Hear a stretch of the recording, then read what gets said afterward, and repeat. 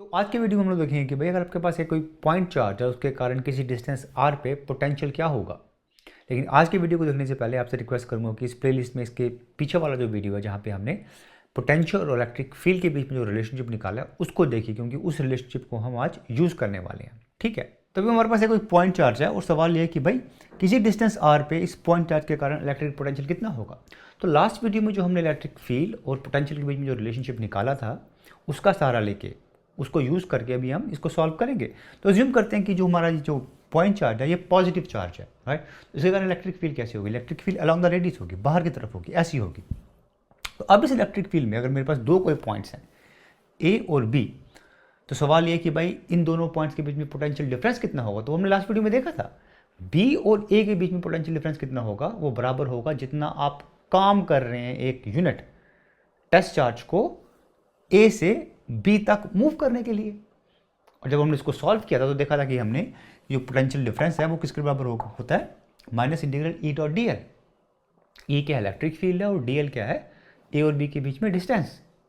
ठीक है, तो भी देखते हैं कि भाई ई डॉट डी एल क्या है। तो ई डॉट डी एल किसके बराबर होगा? E D L cos theta. Theta क्या है? ई और डी एल के बीच में एंगल। ई किस डायरेक्शन में? इस डायरेक्शन में है। और डी एल किस डायरेक्शन में है? डी एल इस डायरेक्शन में है, टुवर्ड्स द पॉइंट चार्ज, क्योंकि इस डायरेक्शन में आप चार्ज को मूव कर रहे हो। तो दोनों के बीच में एंगल कितना होगा? 180 होगा। कॉस 180 कितना होता है? -1 होता है, राइट। तो ई डॉट डी एल किसके बराबर हो जाएगा? माइनस ई डी एल के। ठीक है, तो अभी छोटा सा ट्विस्ट है यहाँ पे। तो हमारे पास क्या आ गया? हमारे पास ई डी एल आ गया। डी एल क्या है? टुवर्ड्स द चार्ज, इस डायरेक्शन में डिस्टेंस, राइट। यहाँ पे अगर आप देखो इंटीग्रल में आपके पास ई है, पॉइंट चार्ज के लिए ई 1/r² वेरी करता है। वो r क्या है? सेंटर से डिस्टेंस है, इस डायरेक्शन में डिस्टेंस है, राइट। तो अपने को अगर इंटीग्रल सॉल्व करने का तो ये जो dl को dr में कन्वर्ट करना पड़ेगा। लेकिन dl और dr के बीच में रिलेशनशिप क्या है? dl जो है -r है, क्योंकि r जो होता है वो सेंटर से डिस्टेंस होता है, और dl क्या है? सेंटर की तरफ डिस्टेंस है, राइट। तो ये रिलेशनशिप है dl इज -dr, और इसी को हम यूज करेंगे यहाँ पे अभी, राइट। तो क्या आ जाएगा हमारे पास? E dot D L minus E D R, right. तो क्या आ जाएगा? बस ई डी आर आ जाएगा, राइट। ये आ गया आपके पास। अभी इसको यूज करेंगे हम लोग उस इंटीग्रल में। तो अभी हमने देखा कि भाई ई डॉट डी एल किसके बराबर है? ई डी आर के बराबर है। जब ये सब्स्टिट्यूट करेंगे यहाँ पे तो क्या आ जाएगा आपके पास? Negative E D R. गौर करने वाली बात यह है कि लिमिट की वैल्यू अभी चेंज हो रही है। पहले लिमिट किसकी थी? ए से बी, कोई एक पाथ ए से बी कोई पाथ है उस पर आप निकाल रहे थे इंटीग्रल। अभी लिमिट की वैल्यू क्या है? R A R B. ये क्या है? आर ए रेडियस, सेंटर से ए तक का डिस्टेंस, और आर बी क्या है? सेंटर से बी तक का डिस्टेंस। तो अभी इसको सॉल्व करेंगे। इसको सॉल्व करना बड़ा आसान है। तो इस इंटीग्रल को सॉल्व करना बड़ा आसान काम है। ई इलेक्ट्रिक फील्ड जो है पॉइंट चार्ज के लिए क्या होता है? q/4πε/r²। 1/r² को छोड़ के सब कांस्टेंट है वो इंटीग्रल के बाहर आ जाएगा। अंदर क्या बच गया? dr/r²। dr/r² का इंटीग्रल क्या होगा? -1/r। जब आप लिमिट्स की वैल्यू सब्स्टिट्यूट करोगे तो आपके पास ऐसा कुछ आ जाएगा। तो ये आ गया आपके पास पोटेंशियल डिफरेंस बी और ए के बीच में। अब अगेन अगर आपको खाली किसी एक पॉइंट पर निकालना तो आप अज्यूम कर सकते हो कि जो ए पॉइंट है वो इन्फिनिटी पर लाई करता है, बहुत दूर लाई करता है। तो उस केस में वी ए क्या होगा? 0 होगा। तो किसी एक पॉइंट पे पॉइंट चार्ज के कारण जो पोटेंशियल होगा वो क्या होगा? q/4πε/r। Electric field 1/r² very करती है पॉइंट चार्ज के लिए, पोटेंशियल जो है वो 1/r वेरी करता है। ठीक है, तो भी आती है इस वीडियो की सबसे इंपॉर्टेंट बात। इतनी इंपॉर्टेंट बात कि भाई आप इसको कहीं पे टैटू वैटू करवा लीजिए। पहली बात, जो हमने एक्सप्रेशन निकाली है पोटेंशियल की q/4πε/r, ये खाली दो ही केसेस के लिए वैलिड रहेगा, उसके अलावा ये वैलिड नहीं रहेगा। पहला केस है जब आपके पास जो चार्ज है वो है पॉइंट चार्ज। तो अगर आपके पास एक पॉइंट चार्ज है तो उसके कारण किसी डिस्टेंस r पे पोटेंशियल आप इससे निकाल सकते हैं।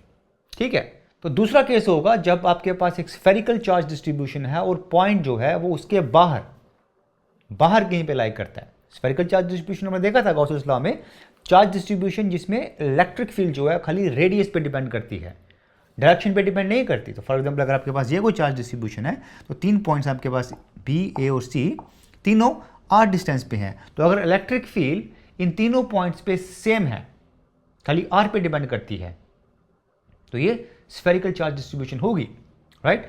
फॉर एग्जांपल अगर आपके पास ये जो स्फीयर है ये यूनिफॉर्मली चार्ज्ड है, हर पॉइंट पे चार्ज डेंसिटी सेम है, या फिर जो चार्ज डेंसिटी है वो रेडियस का फंक्शन है, तो उस केसेस में क्या होगा? ये स्फेरिकली चार्ज डिस्ट्रीब्यूशन होगी। तो अगर आपके पास एक स्फेरिकल चार्ज डिस्ट्रीब्यूशन है और पॉइंट जो है वो उसके बाहर कहीं पे लाई करता है, तो उस केस में भी जो पोटेंशियल की वैल्यू आप यहाँ से निकाल सकते हैं।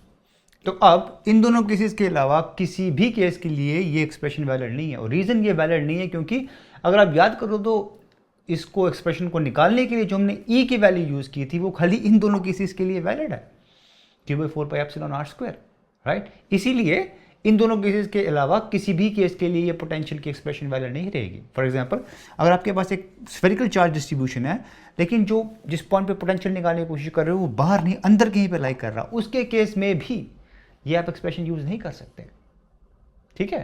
तो जितना भी हमने पढ़ा उसके बेस पे हम जल्दी से एक ट्रिक प्रॉब्लम सॉल्व करेंगे जो बहुत लोगों को कंफ्यूज करता है। तो अपने पास एक नॉन कंडक्टिंग स्फीयर दिया गया जिस पे चार्ज Q है जो यूनिफॉर्मली डिस्ट्रीब्यूटेड है। तो नॉन कंडक्टिंग इसलिए क्योंकि अगर कंडक्टर होगा तो पूरा का पूरा चार्ज बाहर चला जाएगा। अपने को चाहिए चार्ज जो यूनिफॉर्मली डिस्ट्रीब्यूटेड है, राइट। तो हमको पूछा गया कि भाई एक पॉइंट A जो उसके बाहर लाई करता है उस पर पोटेंशियल क्या होगा और कोई पॉइंट B जो उसके अंदर लाई करता है उस पर पोटेंशियल कितना होगा, ठीक है। तो अभी ए पॉइंट के लिए स्ट्रेट फॉरवर्ड रहेगा क्योंकि ये पॉइंट स्फेरिकल चार्ज डिस्ट्रीब्यूशन के बाहर लाई करता है। तो इजीली हम लोग Q/4πε/r यूज कर सकते हैं। तो वही हमने यूज किया। r क्या होगा, यहां से लेकर यहां तक का डिस्टेंस, ठीक है। तो अभी सेकंड केस में जब आपके पास पॉइंट जो है वो उसके अंदर लाई करता है, ये B अंदर लाई करता है, इस केस में क्या होगा, जो डिस्टेंस होगा वो रेडियस से कम है आपका। तो उस केस में आप ये एक्सप्रेशन यूज नहीं कर पाओगे। उस केस के लिए अपने को ये जो जेनेरिक इंटीग्रल है V और E के बीच में रिलेशनशिप है जो उसको यूज करना पड़ेगा। और लिमिट क्या होगी इसकी, इन्फिनिटी टू r होगी, राइट। तो अभी आपके पास ये इंटीग्रल आ गया। इस इंटीग्रल में ए की वैल्यू क्या यूज करोगे आप। इस प्लेलिस्ट में हमने एक वीडियो किया जिसमें हमने यूनिफॉर्मली चार्ज्ड स्फीयर के लिए इलेक्ट्रिक फील्ड स्फीयर के बाहर कितनी होती है और अंदर कितनी होती है वो निकाला। और हमने देखा वहाँ पे कि इलेक्ट्रिक फील्ड अंदर और बाहर डिफरेंट होती है। बाहर 1/r² वेरी करती है, अंदर प्रोपोर्शनल होती है r के, राइट। तो अपने को क्या करना पड़ेगा, अपने को इस इंटीग्रल को सॉल्व करने के लिए इसको दो इंटीग्रल्स में ब्रेक करना पड़ेगा। अगर आप देखो इन्फिनिटी से r, इस इंटीग्रल का मतलब क्या है, आप कितना काम कर रहे हो इन्फिनिटी से लेके चार्ज को इस B पॉइंट तक लाने के लिए। तो अपने को इस पूरे काम को दो काम में जोड़ना पड़ेगा। एक काम जो आप कर रहे हो इन्फिनिटी से लेके इस सरफेस तक, क्योंकि वहां पे E की वैल्यू डिफरेंट तरीके से वेरी करेगा। देन फ्रॉम सरफेस से लेके इस पॉइंट B तक कितना काम कर लेगा, क्योंकि उस केस में E अलग तरीके से वेरी करेगा। और वही हमने लिखा यहाँ पे इन्फिनिटी टू r और r टू r, ये छोटा डिस्टेंस, राइट। तो ये वाला जो होगा ये इंटीग्रल क्या है, ये इसको आप वही रहेगा Q/4πε कैपिटल R रहेगा यहाँ तक, राइट। और इसके लिए आप E को ये यूज़ करना पड़ेगा। उस वीडियो में हमने निकाली है इस E की वैल्यू। जब आप ये यूज़ करोगे और दोनों को ऐड करोगे तो आपके पास पोटेंशियल ऐसा कुछ आना चाहिए। अगर आपने सही सॉल्व किया है तो ये आपके पास पोटेंशियल आना चाहिए किसी एक डिस्टेंस R जो यूनिफॉर्मली चार्ज स्फीयर के अंदर कहीं पे लाई करता है, यानी पॉइंट B, ठीक है। तो अब अगर आप इस एक्सप्रेशन को गौर से देखो तो इसमें आपको एक चीज़ परेशान करनी चाहिए, वो ये कि मैं अगर सेंटर पे r=0 पे पोटेंशियल निकालने की कोशिश करूँ तो मेरे को पोटेंशियल की कुछ वैल्यू आएगी, मेरे पास जीरो नहीं होगा। इलेक्ट्रिक फील्ड r=0 पे जीरो होगी लेकिन पोटेंशियल की कुछ वैल्यू रहेगी। रीज़न उसका ये है कि ये कॉन्सिक्वेंस या नतीजा है जिस तरह से हमने पोटेंशियल को डिफाइन किया हुआ है। पोटेंशियल को हमने in terms of work done define किया हुआ है।